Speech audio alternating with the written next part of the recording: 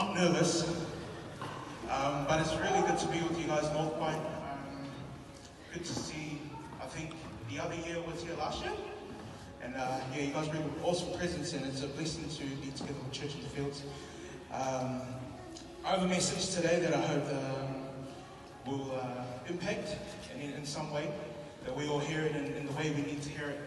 So if you have your Bibles or your devices,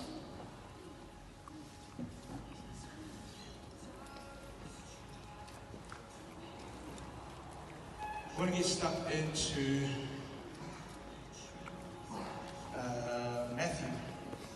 Matthew chapter 25, verse 14. And I love this story because when I heard I was preaching to college students, I thought, sweet, well, what did I want to hear when I was in college, right? what was something a message that I'd love to hear? And this parable, it's the parable of the 10 talents. And if you don't mind, I'm actually going to go through, the story, so bear with me, I'll read and you guys want to follow along.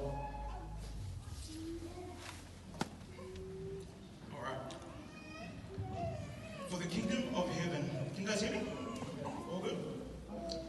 For the kingdom of heaven is like a man traveling to a far country, who called his own servants and delivered his goods to them.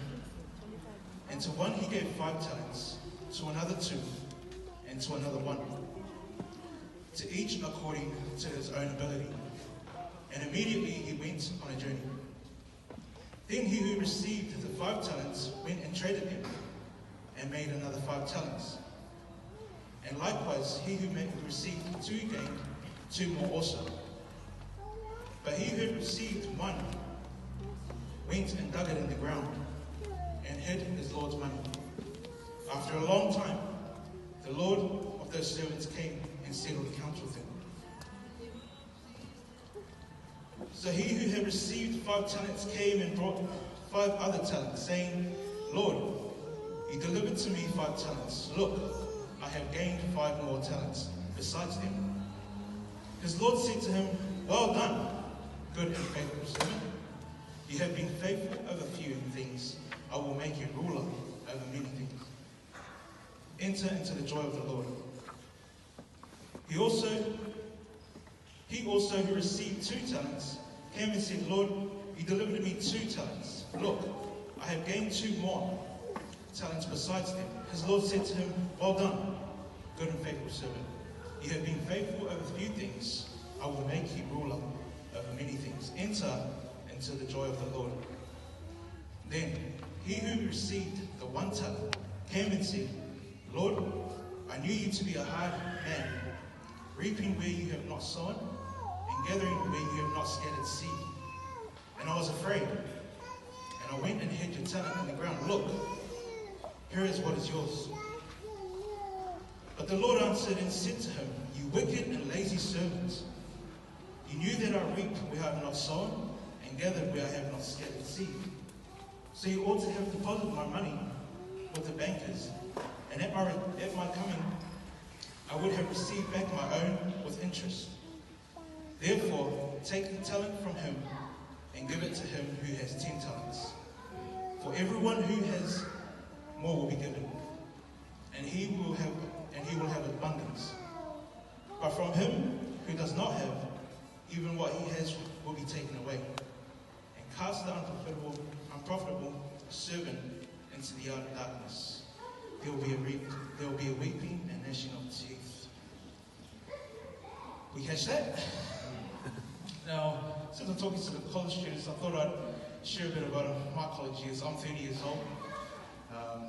I enjoyed college. I wasn't the most outgoing student. I didn't get involved into much extracurriculum, but I remember leading up to my final year, and I said to myself, all right, Pumbaa, I want you to get involved more. I want you to apply yourself in areas you wouldn't normally apply. So on the first week of school, I joined the golf team. I didn't have a golf bag, and I joined the debating team because I wanted to learn how to win arguments, especially against my siblings. And these things were out of the ordinary for me. But I remember the teacher that was in charge of the debating team was also the coordinator for the assembly, for our assemblies. You guys have school assemblies? Who enjoys assemblies? 1, 2. You go, teachers. Do more. Assemblies. So for me, what the buzz I got was when I'd see the principal walk through the door, and followed by the deputy principal, then the head boy. I went to an all-boys school, and then the deputy head boy, and then the student rep, and then the captains, and I'll be like, wow, man, it'll be cool. It'll be so cool to mix up with these kids. And hopefully one day I get to share the stage with them. And soon enough, I joined the assembly committee. I know something, again, out of the ordinary. That's what I was trying to do that year. But on week 3 was our first assembly for the year, and I was pumped. Our first assembly is always special. There's special items. There's the school choir, school barbershop quartet. Sometimes the mayor will be there, and I was like, sweet, here we go. It's my chance. I'm gonna get in there and I'm gonna apply myself. Friday was the assembly, and Wednesday we had our first meeting leading up to our assembly. And I remember we got our sheets. It was about 6 students and 3 teachers. And I thought to myself, this is it. This is my time to shine. And I remember getting the order of the assembly, and straight away, bang, right on top of my name, Plated Director. And I was like, yo, this is it. This is my time. And right next to my name, it said 4 words, and it said, please be upstanding. And I was like, sweet, I get to set the tone, and I get to set the pace, the scene for the assembly. And I continued to look down, the back of the page, the next page, the next page. That's all I got. That's all I got, these 4 words, please be upstanding. And for me, I was shot down, that boom, I was cut. But I did it. For the rest of the year, I walked up on the stage, grabbed the mic, and I'd say, please be upstanding. And then the principal would walk in and I'd be off the stage by the time they got up, so I never really got to share the stage with them. But for me, it was the attitude that I went in with it. Just to apply myself, just to keep doing it. Even though I was getting teased, mocked, being called the 4-word wonder, I did it. To my surprise, 4th term, final assembly, I was approached by the deputy principal to say our final words on behalf of the students. And this was a 12-minute speech, so it went from about 7 seconds to about a 12-minute speech. And that's something that, a highlight that I'll always remember from our college days. But I'll come back to that story, but I want us to jump into the parable again.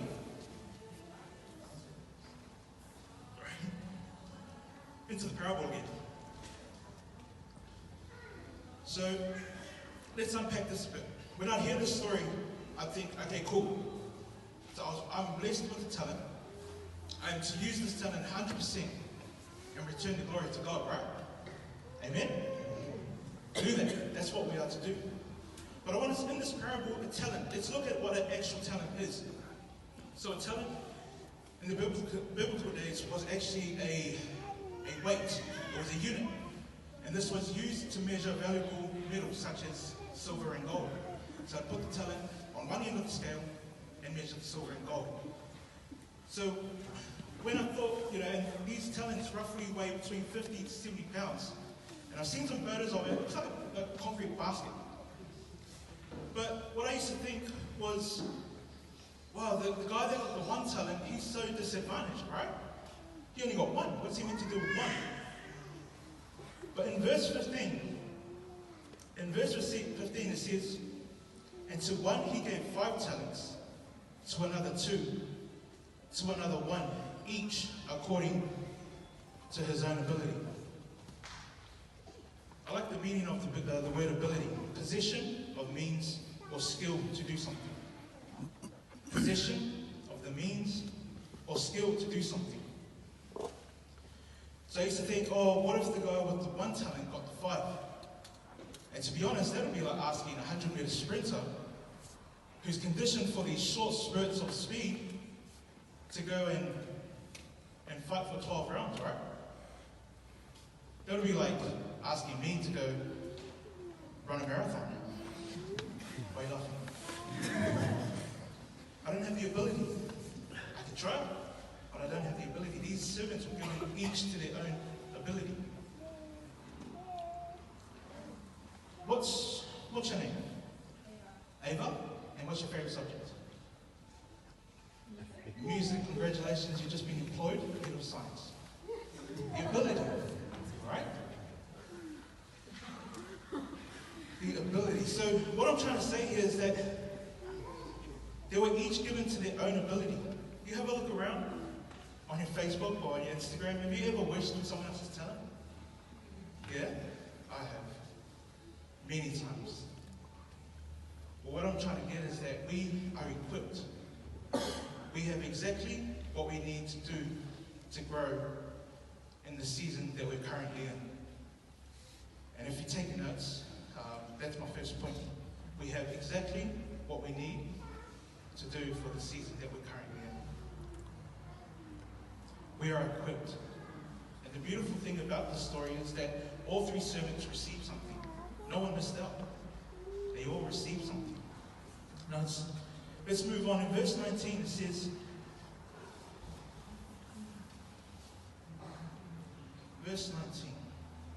says, now after a long time, the master of those servants came and settled counsel.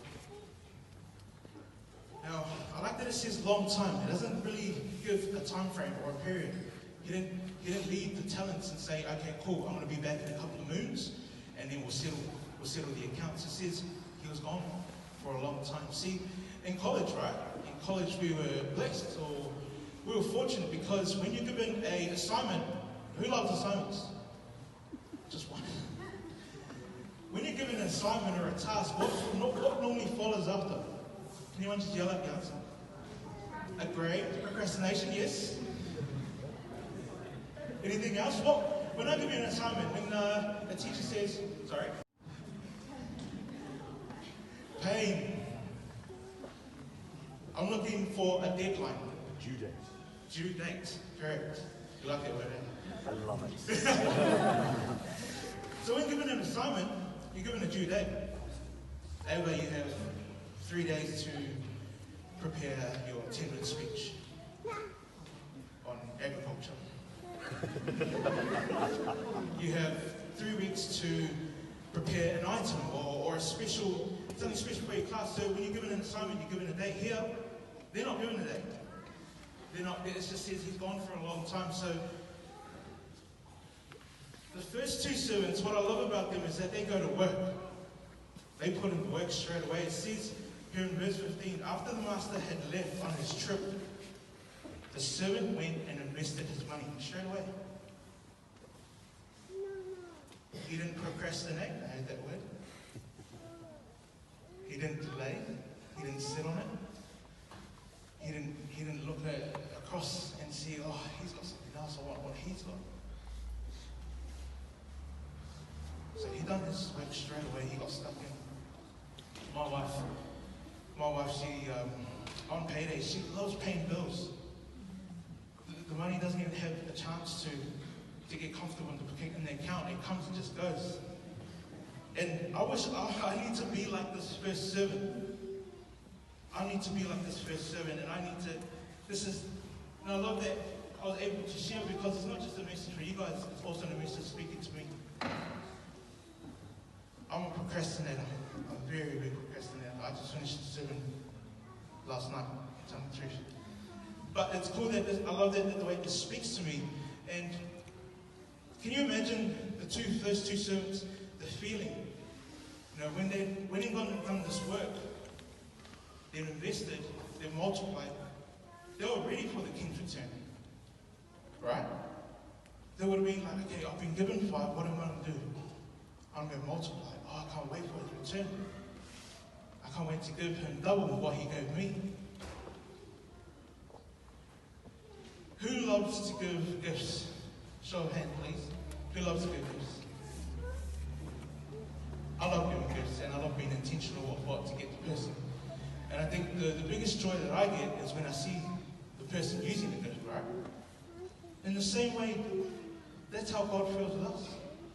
He's given us a gift in our hands, our talents. You imagine how elated we feel? The joy, the happiness when he sees us honoring his gift. And as we wait for his glorious return, the question I'll leave with you is, are you using the talents while you wait? While you're waiting for his return, are we using our talents? Are we growing them? Are we investing them? Are we putting in that work to multiply? In the hope that when we do, more is unlocked. The Apostle Paul wrote to the Colossians, whatever you do, work at it with all your heart, as working for the Lord, not for human masters. Ability, effort, passion, persistence, as working for the Lord. I'll get my man Mitch up. We're born on the same day. Years apart, obviously. But what I liked about what Mitch said to me when we were standing there, and you asked the question, you said, maybe one day you'll meet again. And he whispered to me, hopefully in heaven. Right. So my second point was, while we are waiting, let's work. Point number one, we have everything we need to grow in the season that we're currently in. Point number two, while we are waiting, let's work. When you are faithful with little, you'll be given more. Now, I find myself sometimes thinking in seasons, have I peaked? Is this it for me? But the question I really should be asking myself, have I grown? What have I learned? In this situation, have I taken everything out of the situation? Was I faithful with the little? Going back to my college student, my college story, those 4 words, please be upstanding. I had to apply myself. I had to be faithful with those 4 words. I think to myself, maybe that's all I could handle back then.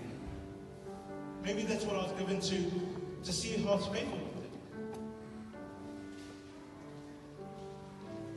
I was given it to see how I would react, to hopefully unlock more. And trust me, if you have been faithful, he'll bless you with more. Those 4 words, several years later, I've been blessed with the opportunity to share with you many, many more words.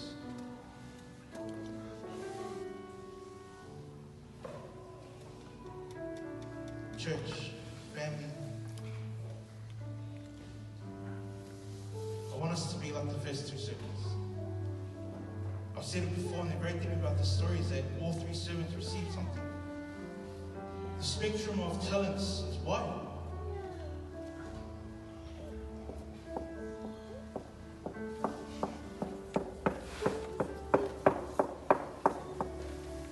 We have exactly what we need to grow.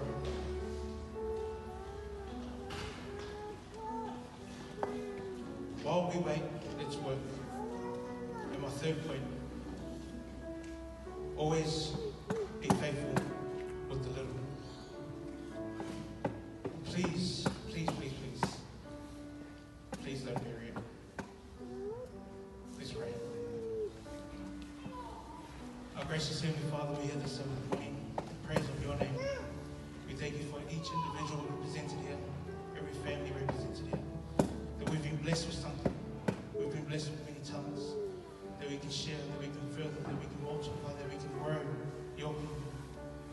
And let no recognition fall at our feet, but everything be uplifted to you. And as we mix and mingle this afternoon, that these relationships fall on good soil, these students, our church, lead as one, that we may form bonds and relationships that will go further for your kingdom. Bless our talents, our plans, these students from Church in the Hills, from MacArthur Apprentice College and North One, that you may say to us on that sweet day, enter into the joy of the Lord. I say this prayer and the family say,